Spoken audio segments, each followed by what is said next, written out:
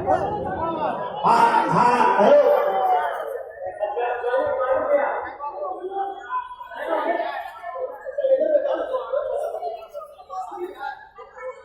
हमारे अभी चुनाव में अभी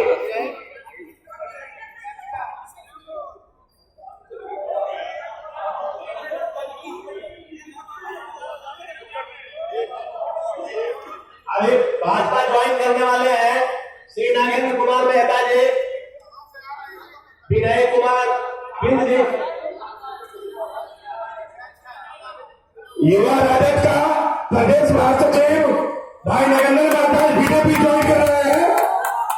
इनका भारतीय जनता पार्टी में स्वागत बंधन अभिनंदन हो। अविनाश साहनी जी, अविनाश साहनी जो बीजेपी का युवा अध्यक्ष है और मुकेश साहनी जी के दूरी है। अविनाश साहनी जी आ रहे हैं तो हम लोग जीतेंगे।